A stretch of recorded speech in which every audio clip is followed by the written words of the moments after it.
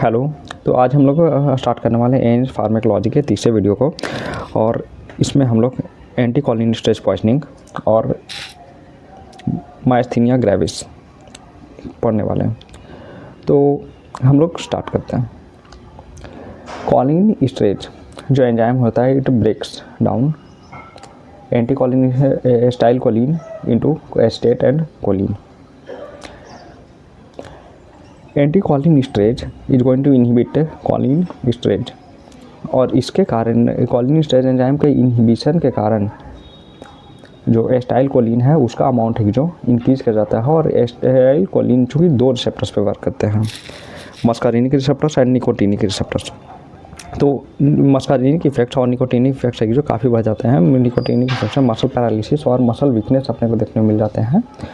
And मस्कारिनिक effects में अपने को देखने को मिल जाते हैं diarrhoea, urination, miosis and blurring of vision, bradycardia and bronchial constriction,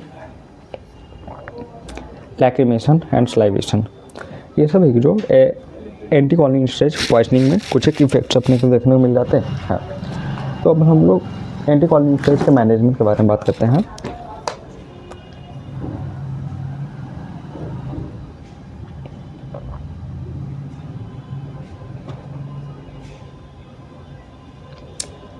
तो सबसे पहले अगर कोई भी किसी भी तरह का पॉइजनिंग अपने को देखने को मिलता है तो सबसे पहला जो हम लोग काम करते हैं टर्मिनेशन ऑफ द एक्सपोजर।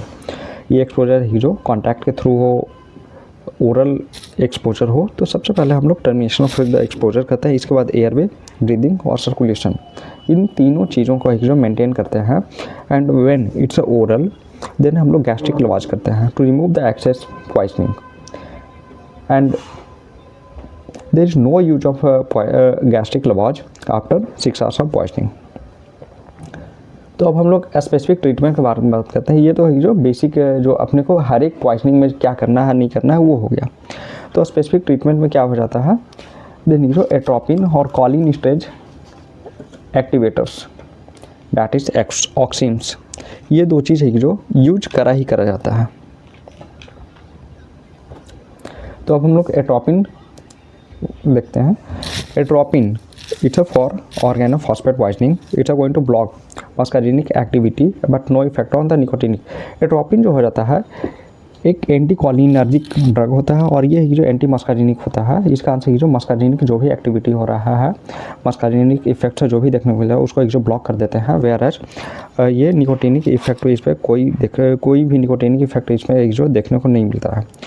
तो एट्रोपिन ही जो मसल पैरालिसिस या फिर मसल जो कॉन्ट्रैक्शन स्टॉप हो गए हैं, मस्कुलर रिलैक्सेशन जो देखने को मिल रहा है उसको एक जो ये स्टॉप नहीं करते हैं। तो एट्रोपिन जब दिया जाता है तो कुछ साइंस ऑफ इम्प्रूवमेंट होते हैं। तो what are the science of improvement that we can see on giving off atropine? It's a pupillary dilation, heart rate का increment and decrement in salivation.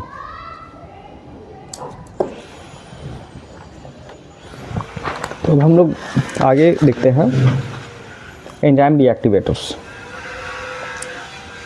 तो एंजाइम डीएक्टिवेटर्स और ऑक्सीम्स, इसमें जो कौन कौन सा रहता है, pralidoxime, obidoxime and diacetyl monoxime. What are the way it's going to work, mechanism of action देख लेते हैं ऑक्सीम्स का।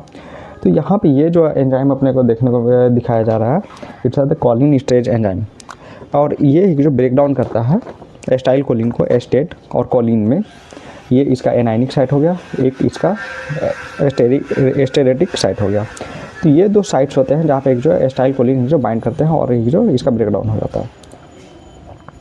But in case of the organophosphate poisoning, organophosphate are going to bind on to the esteratic sites.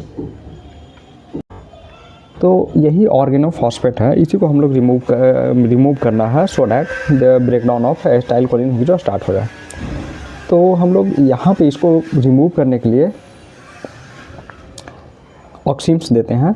And जब ऑक्सीम हम लोग देते हैं then anionic site हो जाता है, उस पर बाइंड करता है और ऑर्गेनोफॉस्फेट के साथ एक बॉन्ड का फॉर्मेशन कर देता है। ऑक्सीम ऑर्गेनोफॉस्फेट और आर ग्रुप के साथ रिलीज हो जाते हैं यहाँ पे बॉन्ड फॉर्मेशन के बाद, और एक बार जब ऑक्सीन रिलीज हो गया देन जो ये एंजाइम जो हो जाते हैं फ्री हो जाते हैं। Once the oxime is given, it's a go to anionic side and it's a form a bond with organophosphate. And here organophosphate along with its alkyl group and oxime are being released and enzyme gets reactivated again and it starts to breakdown of acetylcholine. Poisoning of organophosphate is competitive and irreversible in nature.